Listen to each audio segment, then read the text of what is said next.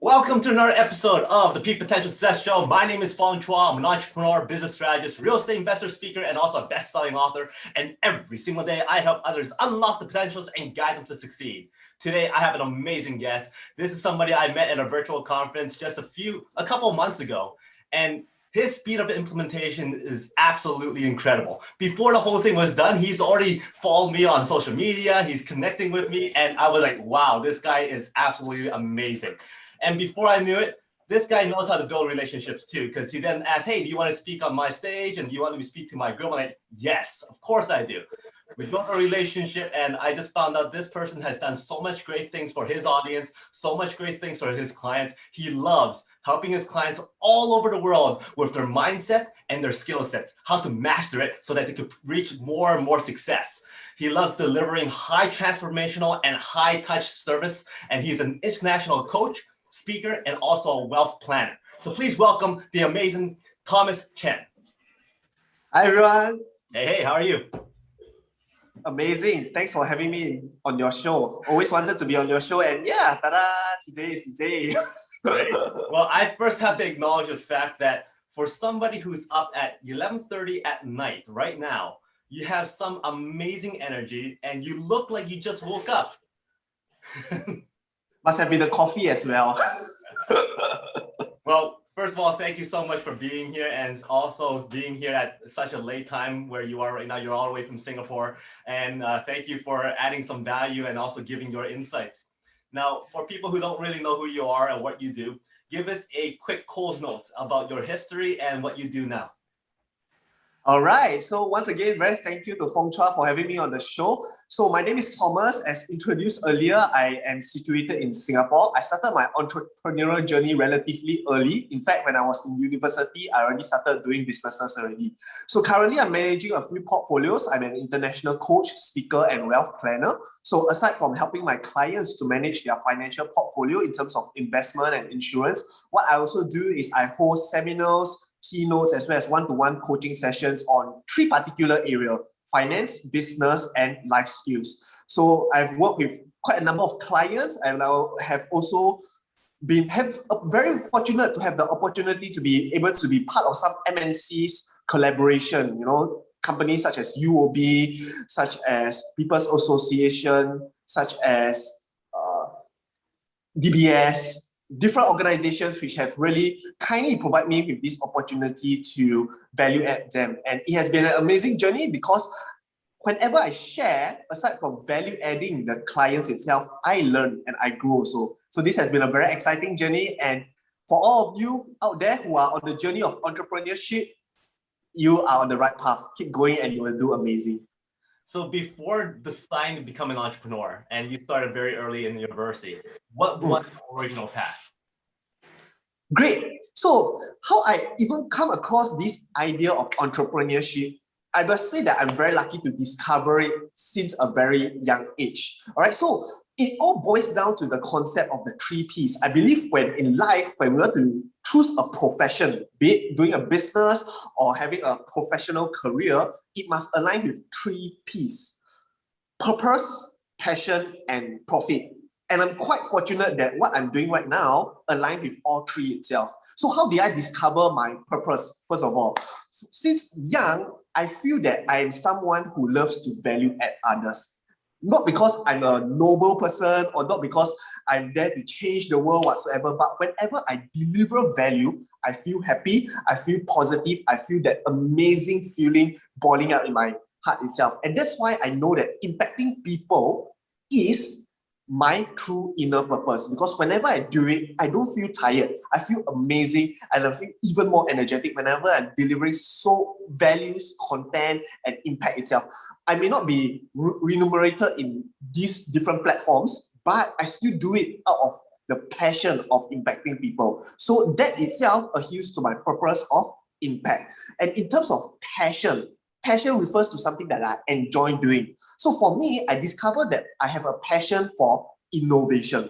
I like to be creative. So since young, whenever I'm running projects, whenever I'm leading teams, I realized that I will always find different alternative and creative ways to do things. For example, back when I was in university, when I was running as part of the student council itself, I thought of looking for sponsors, which has not been done in my university previously. Sponsors from big companies such as Ben & Jerry, such as Job Street. From there, they actually give us amazing collaboration opportunities. But these opportunities wasn't discovered previously. It wasn't practiced previously because most people, they just go with the traditional route of doing things. But what I realized is that I always like to take a creative slant to it. And that is because it is my passion, right? So purpose and passion, it aligns with entrepreneurship itself. And of course, we also need a profit part, because at the end of the day, the more you earn, the more impact you will be able to deliver, and the more you'll be able to achieve your goal. So that's how I eventually decided that, hey, entrepreneurship is that path which allows me to achieve these 3 Ps: my purpose, my passion, and the profit itself. And here I am today. You talked about innovation and doing things that's not traditionally done.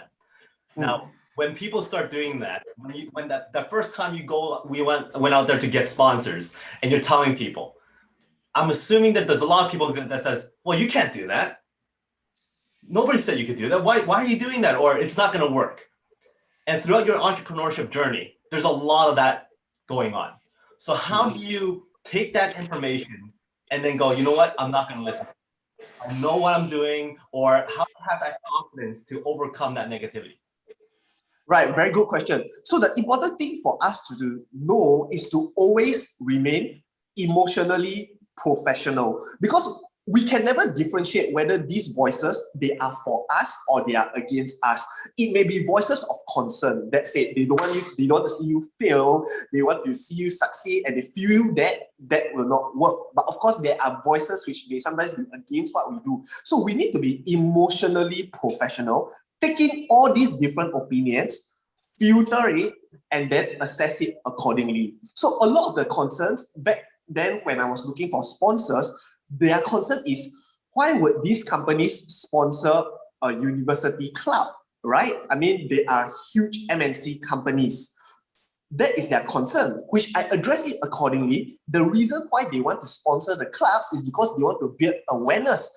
After all, university is a fresh pool of talent.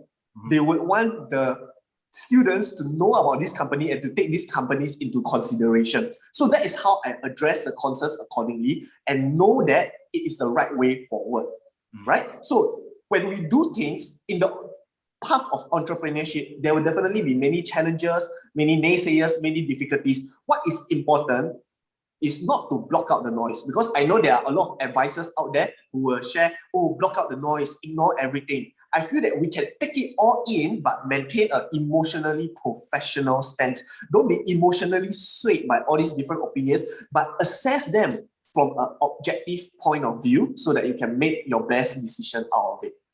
Now, that is usually easier said than done.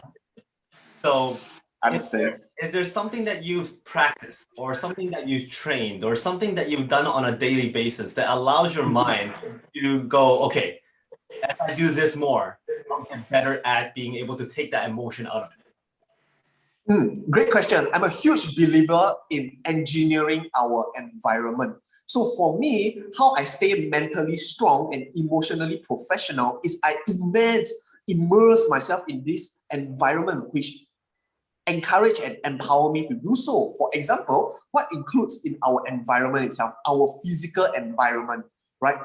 In terms of the workplace that we have, it can also influence us one way or another. So like Fong Chua mentioned earlier, how do I constantly stay energetic and optimistic? I tell you, it would be so much different if my workplace is beside my bed instead. But right now, I'm here, I'm in the peak state, I'm wearing my work suit, I maintain that sense of energy, that sense of professionalism, that sense of optimism. So I know whenever I am in this, I am in that state, right? That is the first one, the physical. The social environment, the people we hang out with, are they positive or are they negative? So for me, I will always engineer my social circle. Yes, I am acquaintance with everyone, but my quality friends are people with a growth mindset, are people who are supportive, are people who I can trust and know that they are there for me. And we also have the virtual environment, right? Virtual, where we are spending a lot of time on it now. Our phone, the laptop, the programs that we are doing. So for me, my playlist is all personal development and personal growth. People such as Tony Robbins, people such as Robin Sharma. So I am immersing myself in all these different environment which empowers me every single day. And that's why I am able to be like that, because the more you immerse yourself into this environment, the more you'll be influenced by it. So that is what I encourage all of you to do. Engineer your environment accordingly so that you can have that optimal mental state to perform. Well, obviously, it's working very, very well for you. I think you get a very huge dose of it because you're still buzzing with energy right now. So what is your, what do you do to relax? What do you do to kind of cool down and go, okay, this is my time to kind of rest my brain? Very interesting question, because a lot of people ask me this question before, like, do I have down times or do I have time where I take a break? And I am very fortunate to come across this concept of work-life integration, which means every single moment, I don't consider them of work, I don't consider them as life, I consider it as both. In fact, who says that me being in a suit right now can't be a downtime? I'm enjoying myself, I'm having a great conversation right here, I'm having so much positivity in me. So I have come to the balance where every period of my life consists of both work and life together. So I don't really have a downtime, I don't really have a uptime, everything is consistent throughout. But that is because I have achieved this balance. And how can we achieve this balance? Is to have that self-awareness. Everything we do, how can it influence your work and your life at the same time? To give you an example, resting. A lot of people put resting as part of relaxation, as part of life itself, but I will consider it as part of work as well.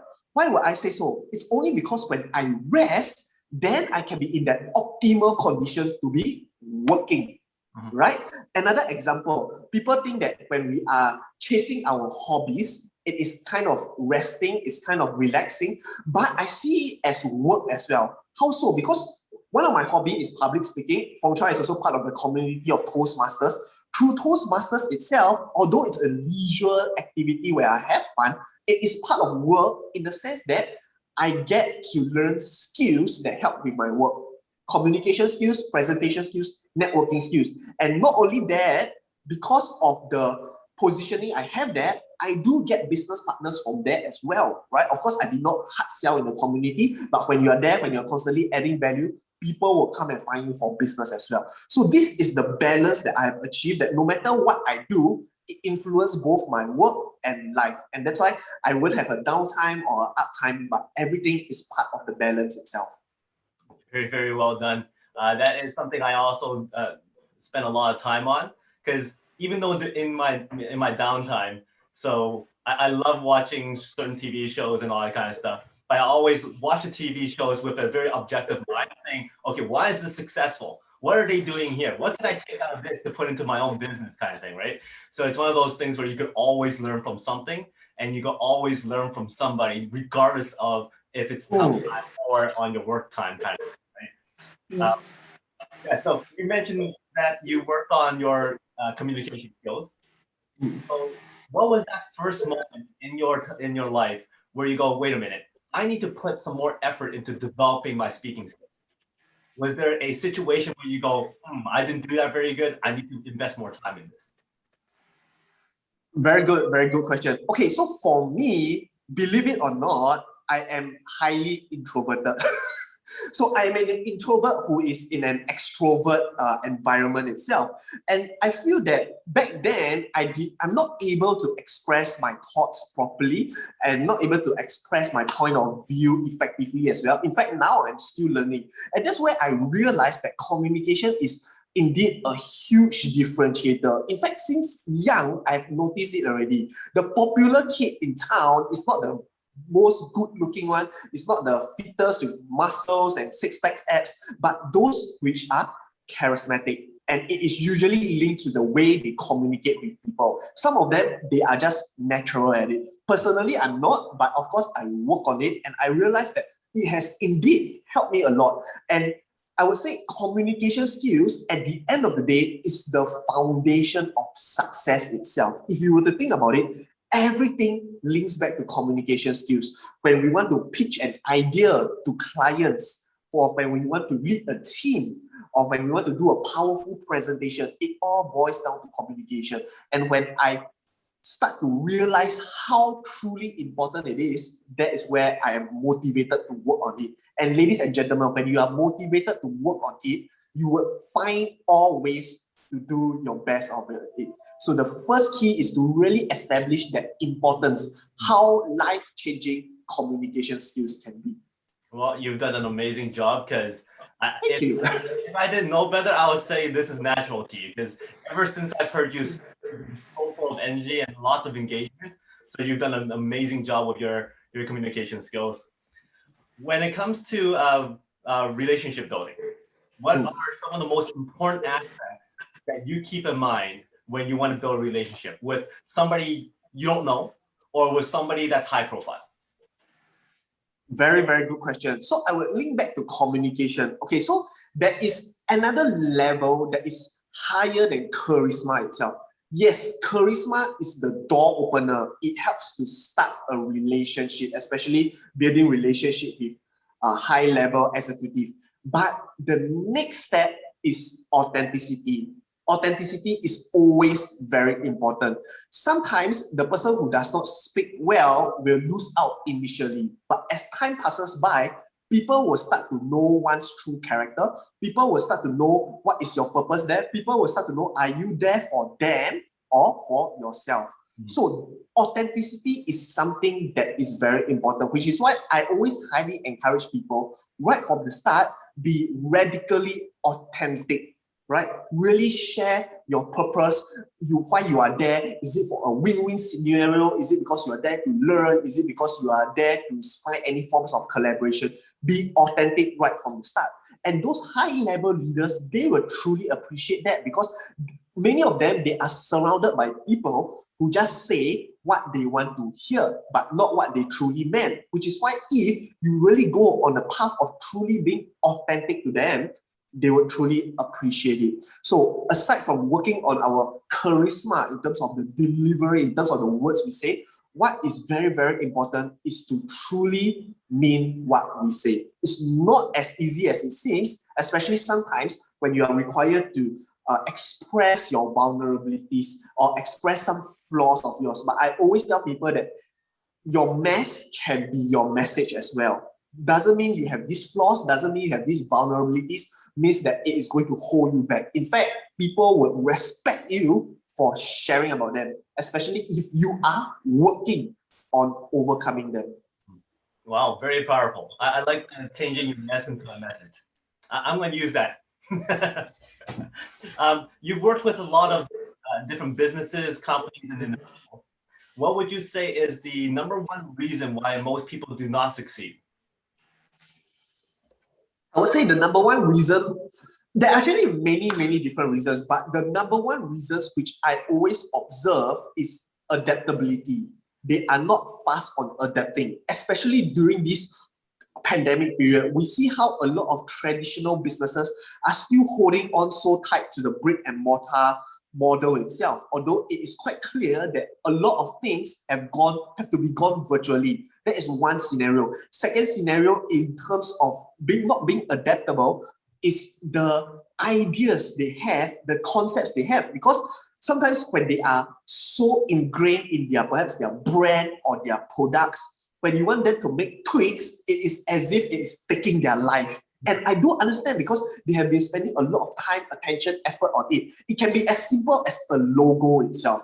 right? Because they have spent so much on it, they are not willing to tweak. But even major companies such as Starbucks, they have been tweaking their logos because they know that they have to evolve through time itself. So I would say adaptability is one of the number one reason why a lot of businesses fail, because they are too comfortable. Regardless whether it's a 6-figure or 7-figure businesses, honestly, anytime it can all be gone, right? We look at the pandemic, everything is destroyed. Big, huge companies can fall within a month itself. And ironically, it is those small companies that still survive. That shows how sometimes huge company itself, because of the lack of adaptability, they can be destroyed as well. So at the end of the day, what I would encourage business owners and entrepreneurs out there is always be adaptable, always be pivoting, study the environment, study the situation, and adjust accordingly. From there, and as the saying always goes, not the strongest that survive, it's the most adaptable. It applies to business as well. Now, you talked about authenticity and you talked about taking messes and changing into a message.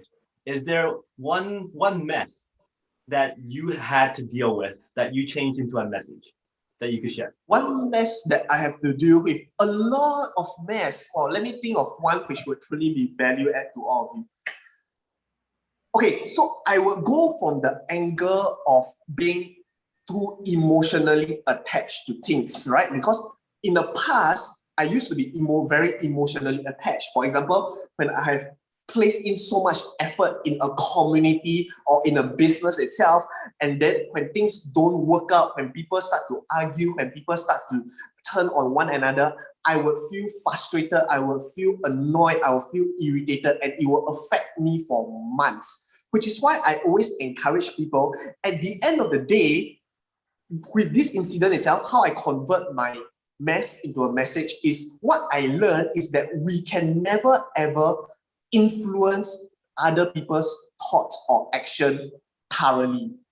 What we can only do is to influence how we react, right? So if there are politics, if there are people who are going against, how we can react accordingly is to objectively share with them what is the purpose, share with them what is the best thing they should do right now. But at the end of the day, we cannot force them to do so. So even if after we try our best to try to influence them to the right path and they don't do it, we have to move on. We cannot be too emotionally attached to the situation itself, because at the end of the day, humans, we all have free will. So what we always want to do is focus on our inner world, because it will reflect on the outer world as well.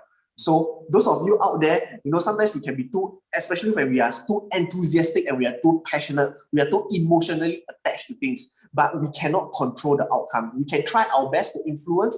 At the end of the day, when things doesn't go our way, we still have to move on.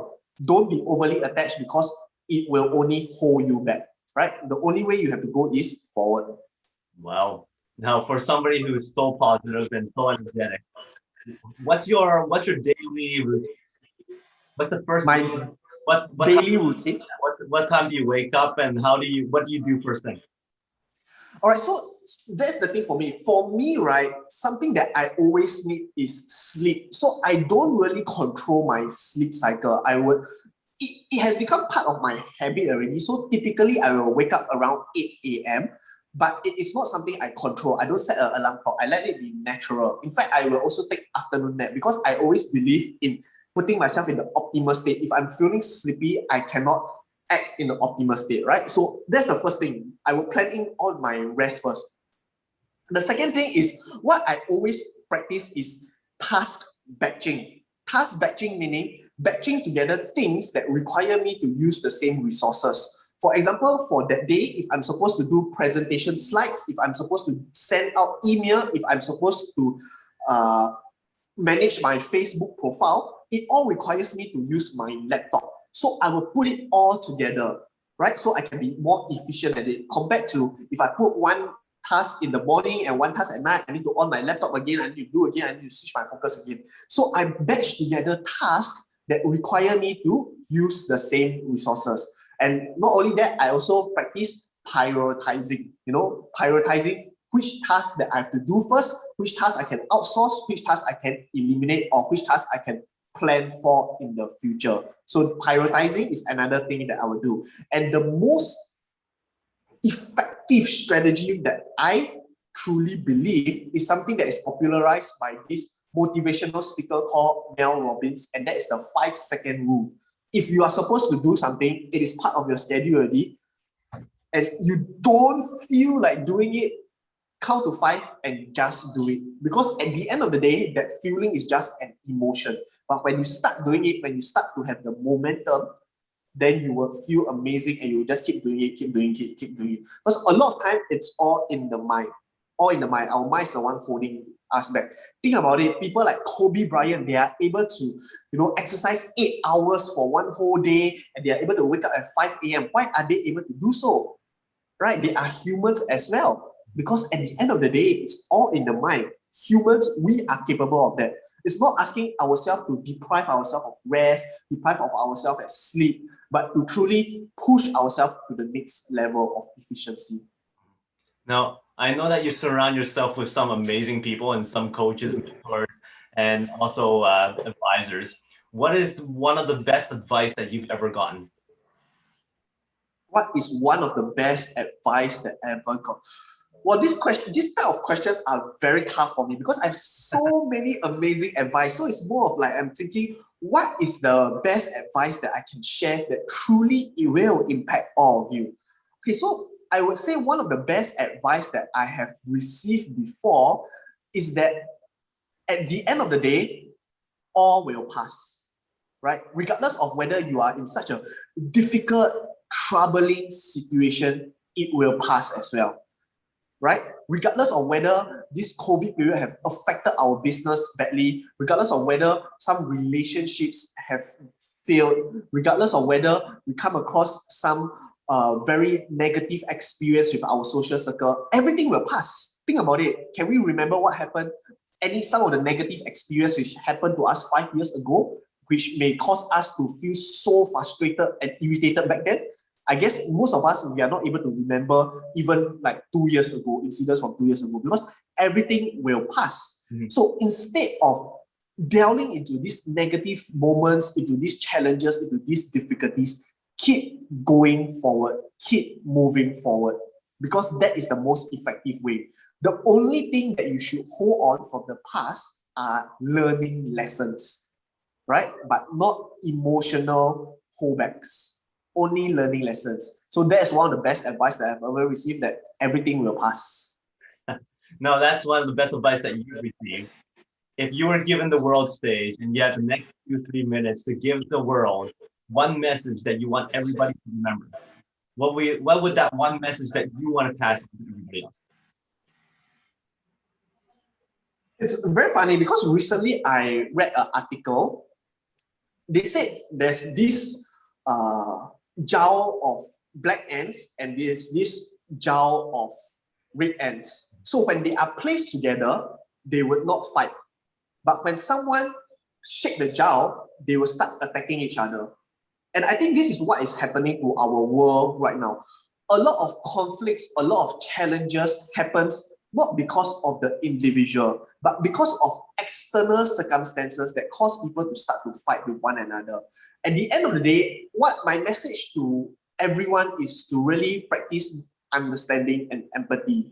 Truly practice that, because when we practice that, we will realize a lot of difficulty, a lot of challenges, a lot of conflicts can be solved. That person is not as bad as you may think. That person is not as hold back as you may think, and people are actually very nice. A lot of time is the external circumstances that creates a lot of misunderstanding. And hence, if there's a message, if I have the opportunity to be on the worst stage, I would truly encourage everyone to practice more empathy and understanding. Because not only can it create better relationship, we would feel much better. Hatred is like drinking poison and expecting the other person to die. So when we feel negativity to that person, the only person suffering is actually ourselves. That person is not going to feel any negativity or feel any flame from your hate itself, right? So at the end of the day, truly practice that understanding and empathy, and it will be better for everyone. Wow, very, very powerful stuff. Yeah, I read that article too. Was very It was very thought-provoking. So very well said and great message for everybody. Now that kind of sums up our main formal part of the interview. I have 5 quick questions for you. The first thing that comes to mind. You're on the world stage again, but this time I don't want you to share a message. I want you to perform a hidden talent that not many people know. What would you perform? Cold jokes. You could be a comedian. I will perform a cold jokes, but before that, I will Google it first. All right. Hollywood. But on a serious note, aside from that, I also truly believe that humor is a very powerful tool in building relationship. Smart humor, of course, not ridiculous humor. Smart humor. Try it out, ladies and gentlemen. Study the art of humor. You can connect with people more effectively. Well, now that I know you study it, I'm gonna put you on the spot. You have a joke? I have a joke. Wow, that is quite. Okay, so my neighbor, she has a very smart cat. So the cat is so smart that she is able to speak English. So one day I was passing by the house. I asked the cat, "So what's your name?" And amazingly, the cat told me her name. Can you guess what her name is? Meow. Okay, hope the audience get it. Is that the answer? Yes, that's the answer. And I can see you freezing from the coldness. All right. Hollywood gives you a call and goes, "Thomas, your life story is amazing. We want to do a biopic of you. Who do you want to be your co-star to play your best friend?" My best friend, Leonardo DiCaprio, because I think I look quite alike. Oh, nice. Okay, that's okay, but on a serious note, why I would choose him, not because of his good looks, but I feel that he is someone who is able to evolve accordingly with his role itself. You know, he used to be that darling boy when he was young, but as he matured, he is also able to transform his style into someone who's more sophisticated, such as Inception itself. You know, that's the adaptability people should consider when they are doing businesses as well. Mm-hmm. Yeah, so I would choose him because he is someone who's so adaptable, and I would want to learn from him. Awesome. Now, of course, you need to be able to get to know each other. So Leonardo DiCaprio is at your house right now, and he's hungry, and you need to serve him your most special dish that you cook for him. What would you serve him? Okay, I will prepare for him this amazing dish, which has been worshipped by a lot of people who work late nights, worshipped by a lot of university students, and worshipped by a lot of moms who are in a rush, and that is instant noodle. Well, he's hungry, every food will be delicious to him. Very well said. Speed over quality, right? You're stuck on a desert island, and you can have one food for the rest of your life with no consequence. One food for the rest of your life with no consequence. One food, is it? Yeah. What would you want to eat for the rest of your life? Potato, because it keeps me full. And there are many different ways I can cook a potato. I can roast it, I can steam it, I can slice it and deep fry it into French fries. Oh, so wow. I think potato is a very versatile dish that I can, you know, recreate it in different forms that I would keep enjoying it for the rest of my life. Wow, very creative. And my last question is, what is success like? But give me a number between 1 and 3. 1, 2, 3.